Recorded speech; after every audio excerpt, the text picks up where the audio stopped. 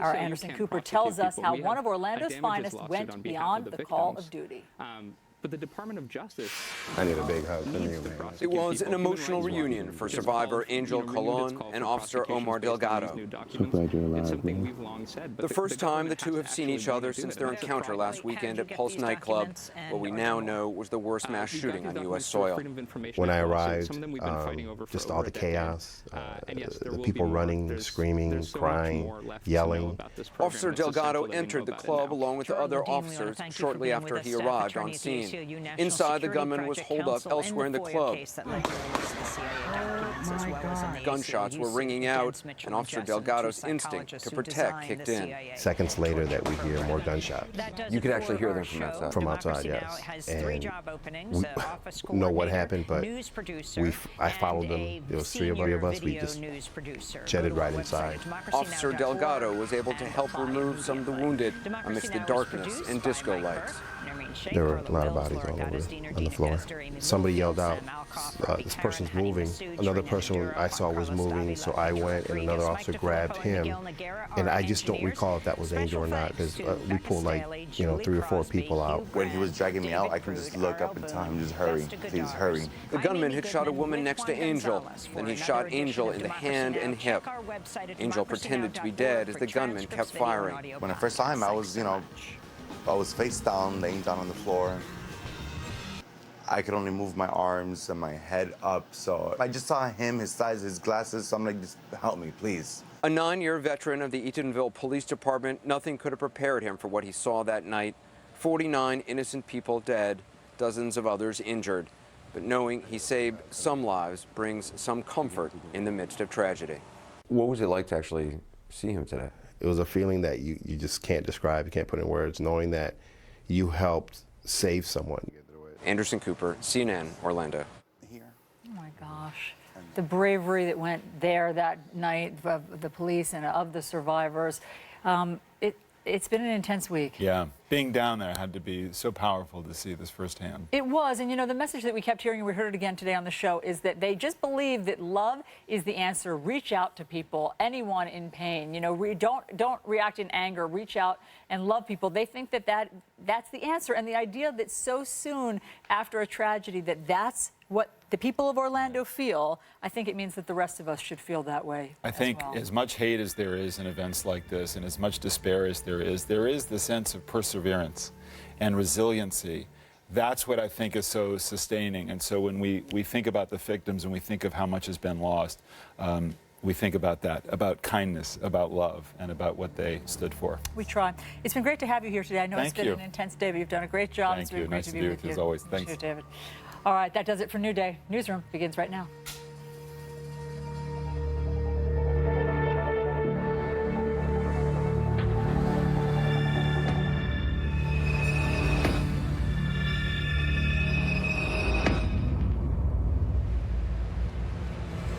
Good morning. I'm Pamela Brown, just a few blocks from the Pulse nightclub.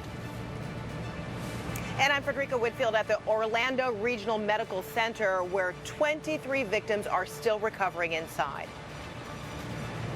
Here in a city wrapped with pain and reeling from so much tragedy this past week, another heart-wrenching day unfolds. Funeral services are scheduled for at least 9 of the people killed in Sunday's massacre at a gay nightclub. And right now, Orlando's mayor is about to hold a news conference. Of course, we'll bring that to you once it is underway. Well, today brings new questions. Did the feds miss warning signs of the terrorists' deadly intentions? A gun shop owner says he alerted the FBI weeks earlier when the gunman tried to buy body armor and 1,000 rounds of ammunition. He would later go to a different gun shop and buy the weapons that killed 49 people. Pamela, all of this following a visit by the president and vice president, Mr. Obama, telling the families of those killed, quote, "Our hearts are broken too." CNN's Boris Sanchez is here with a closer look. This is heartbreaking for so many, Boris. It's hard to imagine what these families are going through, Fred. We know that today there are supposed to be 5 funerals, the first of 49, as you can expect, of those killed on early Sunday morning's attack. We're also expecting a series of vigils later today in Orlando, at least 3 that we know of. This all on the heels of President Obama's visit, a very emotional visit, the White House called it, where he met not only with the families of victims, but also survivors and doctors, nurses, medical workers that attended to the wounded, and law enforcement. We heard that he thanked law enforcement for their brave efforts in responding to the attack. Aside from that, the president went to a vigil himself, and he laid down a bouquet with 49 roses, obviously in memoriam of those 49 that were killed. And he also talked about, shortly after laying down the bouquet, what the parents and what the families of the victims told him. Here's some of what he said. So today, once again, as has been true too many times before, I held and hugged grieving family members and parents, and they asked, why does this keep happening? And they pleaded that we do more to stop the carnage. They don't care about the politics. Neither do I. The president also later adding that, sadly, he can't make any promises when he tells these families that he's going to make an effort to try to enact some change, because you heard him mention he's made this trip, many times before, 10 separate cities that he's visited that have been scarred by these mass shootings, Fred. But he did renew his commitment to prolonged comfort, especially to the LGBT community. Thanks so much, Boris Sanchez. Appreciate that. Pamela. Frederica, now let's turn to this investigation and haunting claims by a gun shop owner. He says he alerted the FBI to the gunman weeks before the massacre. I want to bring in CNN Jessica Schneider, who is here with the very latest on this investigation. Very disturbing here. Very disturbing, Pamela. You know, Robert Abel is the owner of Lotus Gunworks in Jensen Beach, Florida. It's about 2 hours south of here. Robert Abel says that a man came into his shop looking for body armor, armored vests, and 1,000 rounds of ammunition. It wasn't until after that Pulse nightclub shooting that Abel says he realized it was Omar Mateen who was looking to make that purchase. When he was on his cell phone, he had a conversation in a foreign language that was more concerning. Then he came back and he was requesting ammo. So he wanted bulk ammo only. So at that time, he declined any business and he left the store. We had no link, no contact. We didn't know who he was, but we did contact authorities and let them know we just had a suspicious person that was in here. Stand by. Now, Abel says he contacted the FBI, but with no ID on the suspect, no surveillance, and no purchase records, the FBI just couldn't continue the investigation. Now, in the meantime, we're learning that Mateen and his wife corresponded numerous times during that standoff inside the nightclub. In fact, around 4 a.m. when Mateen was barricaded in that bathroom in the standoff with police, he texted his wife, "Have you seen the news?" She responded that she loved him. We also understand she made several calls to him, but he just didn't pick up. And also a disturbing profile of this gunman is beginning to emerge. We understand from disciplinary records in school, he was suspended for 48 days in high school. He was also disciplined 31 different times in elementary school. A third-grade teacher wrote that he had been violent. Classmates say he threatened to bring a gun to school. And even after September 11th, Pamela, he claimed that Osama bin Laden was his uncle. So some very disturbing things emerging from those school disciplinary records. And we know in 2013, when the FBI opened up an investigation, he was claiming to his colleagues that he had family, he was related to Al-Qaeda members. Back to the claim by this gun shop that the FBI was called. So essentially, the FBI didn't have an ID on the gunman. They just said someone came in who was acting suspicious, and there were no other investigative clues for the FBI? Exactly. It was simply a matter of this man came in. Robert Abel says he requested the body armor, he requested the ammunition, 1,000 rounds, but because it hadn't gone any further than that and because they had to turn him away, they had no records of him. They said that the surveillance video had been run over, it had been taped over, and that they just didn't have any ID to then give the FBI to further any investigation. Wow. All right, Jessica Schneider, thank you very much for that. Fred? All right, Jessica, Pamela, thank you so much. So hiding from a killer with no way to escape. Chris.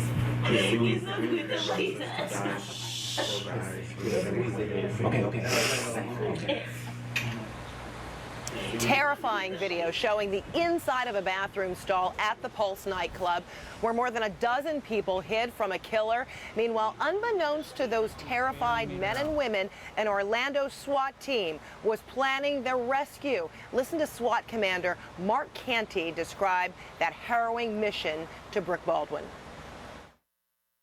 Our main goal is to try to save lives. When you start talking about the bomb vest, kind of the average or the normal inclination of people is once you hear that someone has a bomb, you want to back up. And our normal protocol is to back up 1,000 feet. But my officers knew that they had to stay there, even though they were in jeopardy, because there's a chance that we can get some of those people outside. So we started thinking about, we have a good relationship with the sheriff's office here. They have an emergency or a bomb disposal unit that has the capability of creating charges to blow through a hole through a wall. So I asked him to start prepping for a charge. We knew the suspect was in the north bathroom. We knew there were some additional hostages from some of the text messages and phone calls that were given. In an adjacent bathroom. Right. So there's a bathroom just south of him. And we knew there were probably anywhere from 10 to 15 people in that bathroom alive. So the decision was made, hey, we need to try to get them out as quickly as possible. But they go ahead and set the charge. I get approval from the chief to go ahead and initiate our plan. They let the charge go off. The charge detonates. It's only partially effective. So it only kind of creases the wall or partially breaches the wall. So you couldn't fully get in? Couldn't get inside at all. So we have a Lenco Bearcat armored vehicle, which has a ram on the front of it. And I immediately told the guys, go ahead and breach it. So they made an initial hole. They realized they were a little off mark, and they kind of put them in the hallway between two bathrooms. So the commander out on the scene, which is one of my lieutenants, immediately had the truck move, and they made a couple of other breaches where they are finally able to get a hole into the bathroom and start pulling people out. Were people screaming at that time? I think they were quiet initially, and I think as we breached the hole, we're calling to them and telling, hey, come to us. So they're taking our commands and they're trying to get out. What's the gunman doing? Obviously, he's hearing this noise. Right. At first, he's not doing anything. As he starts to realize kind of what's going on, I think he fired a couple shots. Within the bathroom? Either within the bathroom or outside the bathroom. That I'm not sure of yet. We threw a couple of our distraction devices in the hallway just to kind of distract him so we can finish getting all the hostages out. Gas? No gas, because we had people in there. Then as they were preparing to breach another part of the wall, he came out and engaged our officers. On his own volition? On his own volition. So where is he exactly? I mean, is it a small, tight space where he is outside of the bathroom? He comes out into the hallway between the two bathrooms. How far is he from your officers? I would have to say within probably 10 to 15 feet. And then what? And then they engage. He fires, they fire. And that's kind of... That's where he was taken down? Right. In the hallway? Yep. You were one of the few people who I've talked to who's actually been in there. Was the music blaring? Were the lights on? Were they... The lights were not on. I don't remember any music at that time. Like when I got there, I don't remember any music. And I think a lot of it is we're focused on our task. So you kind of, some things that aren't important, you kind of block out and kind of focus on what is important. So for more on the investigation, I'm here with CNN law enforcement analyst and former assistant director for the U.S. Marshal's Office, Art Roderick. So Art, you just heard Captain Canty describe the rescue mission. After the firefight, the SWAT team moved in. What is your take on what unfolded? Well, when you hear this interview and you also hear Anderson Cooper's interview with Chief Mina, this is really a true story of heroism on the part of the first responders. Initially, you have an active shooter situation, and he was right there at the front door with a police officer who engaged him. They moved into the room. The officer knew he was outgunned.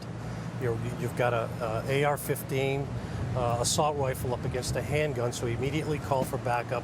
When backup showed up, I think it was only a few minutes later, they immediately responded into the room to engage according to active shooter protocols. Once the individual left that area and went into the bathroom and said he had hostages, then you've got a hostage situation going on, a barricade hostage situation, which changes the whole background of what you're going to do. When the SWAT team showed up, you know, one of the things that you did hear throughout these interviews was that law enforcement was constantly coming and going and moving people out of the main room and then trying to handle the barricade hostage situation according to the standard protocols that are done by just about every SWAT team around the country. Let's talk about that, because we know he was in the bathroom with these hostages for several hours, and during that time he's claiming that he's going to strap explosive vests on some of the hostages. He's claiming there are accomplices in the nightclub. How does that change the calculus for the SWAT team? That changes everything, because you have to take for face value what the individual's telling you is going on. Now, if there's more accomplices, and especially if there's explosives out there, then there's a real danger. You got to have somebody come in and try to negotiate with this individual. And SWAT team's main concern is the safety of those hostages. And it came to the point where after a couple hours, 3 hours, they made the decision to go in, and I think it was at the right point in time. Even when you listen to Commander Canty's interview, he said when they got there, there was no shooting going on. So you really did have a hostage barricade situation. You know, it's so easy to Monday morning quarterback, Right. but at the same time, while there was no gunfire taking place, there were still people injured in the bathroom. And so some question, you know, should they have gone in sooner? What do you have to say to that? I mean, that's a decision you got to make on the ground. Listen, I've been in law enforcement almost 40 years. I spent 10 years on the U.S. Marshal Special Operations Group team. As much training and as much operations I've been involved in, nothing can prepare you for something like this. The worst mass shooting in American history. Absolutely. No doubt these first responders are heroes. Art Roderick, thank you so much. Fred, over to you. Oh, he's talking now.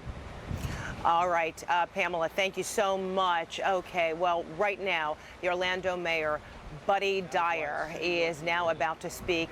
Let's listen in.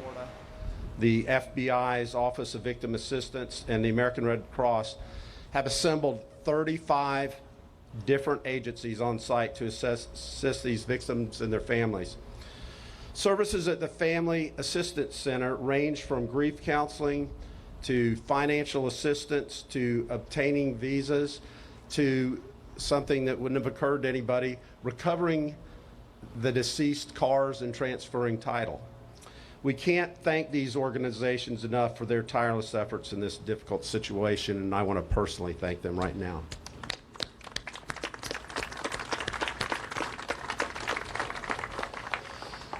Over the past 2 days since we've opened the center, 94 families and 256 individuals have visited us for assistance. Some of the people come here thinking they need only 1 or 2 resources, but once they see the variety, they leave with so much more. Just a few of the examples: over 200 free airline tickets have been provided to grieving families to reunite them with their loved ones. So far, 85 compensation claims have been filed for victims to receive help from medical or funeral expenses, including claims from all 49 families of the deceased. We have 65 translators on site speaking multiple languages, including Spanish, Portuguese, Italian, and French. One family came here not knowing what they'd be able to find. They came for one simple thing: to find out about burial, and they were able to get support from 27 different agencies. Amy Decker with the Red Cross is going to talk about that a little bit. Amy?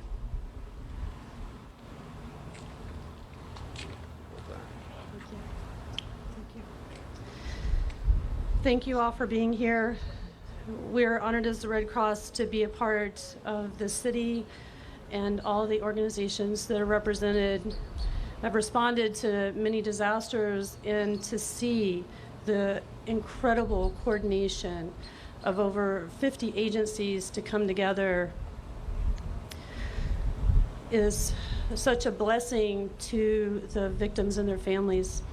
And the mayor's asked me to just talk about one family that came in with one request.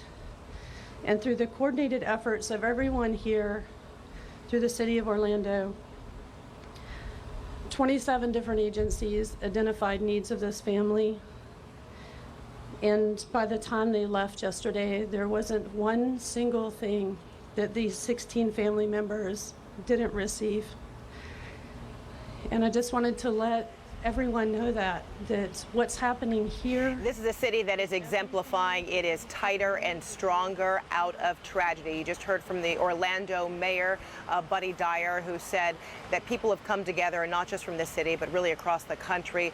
Airline tickets have been donated to get loved ones of those who have been killed or injured, to get them here to Orlando, as well as assistance and other measures. Translators have also descended on this city. We are continuing to monitor the developments here and listen in on the mayor. We're going to take a short break, and we'll be right back. Go all out, make Dad's day. Right now, buy one, get one free on most suits and more. Non-iron shirts are 3 for $99.99. Designer denim is 2 for $100, and other great gifts are just $29.99. Men's Warehouse. Rise to the occasion. The world of investing can seem chaotic, so you need to be nimble. Spot trends and events that affect the things you care about, like the rising cost of education. SPDR ETFs give you access to a range of funds to help you seize these opportunities. I see things others may not notice. I work for State Street Global Advisors. Before investing, consider the fund's investment objectives, risk, charges, and expenses. Call 1-866-787-2257 to obtain a prospectus containing this and other information. Read it carefully. If you have moderate to severe plaque psoriasis, isn't it time to let the real you shine through? Introducing Otezla, a Premolast. Otezla is not an injection or a cream. It's a pill that treats plaque psoriasis differently. Some people who took Otezla saw 75% clearer skin after 4 months. And Otezla's prescribing information has no requirement for routine lab monitoring. Don't take Otezla if you are allergic to any of its ingredients. Otezla may increase the risk of depression. Tell your doctor if you have a history of depression or suicidal thoughts, or if these feelings develop. Some people taking Otezla reported weight loss. Your doctor should monitor your weight and may stop treatment. Side effects may include diarrhea, nausea, upper respiratory tract infection, and headache. Tell your doctor about all the medicines you take and if you're pregnant or planning to be. Ask your dermatologist about Otezla today. Otezla. Show more of you.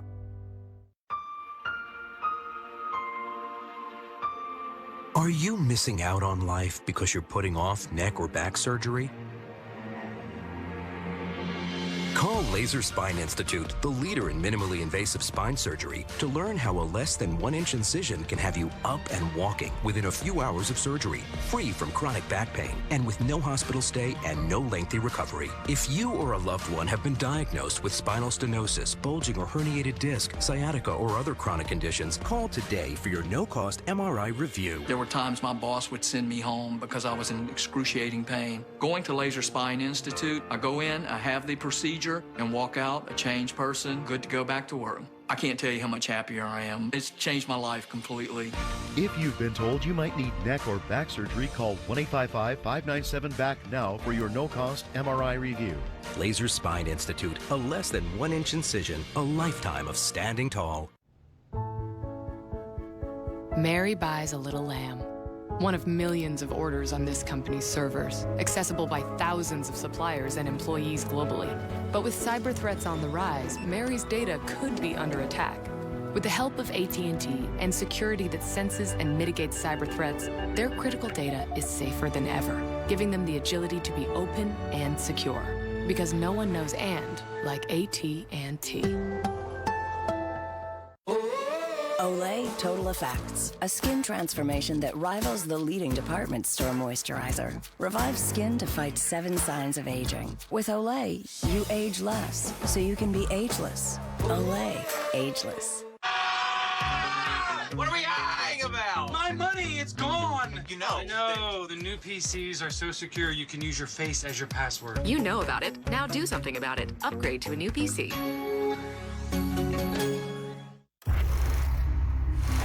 He's a monster. A dad and a daughter should not be in the bed together. I don't know how a father could kill their own children. John Walsh is back. The Hunt with John Walsh. An all-new season starts Sunday at 9 on CNN.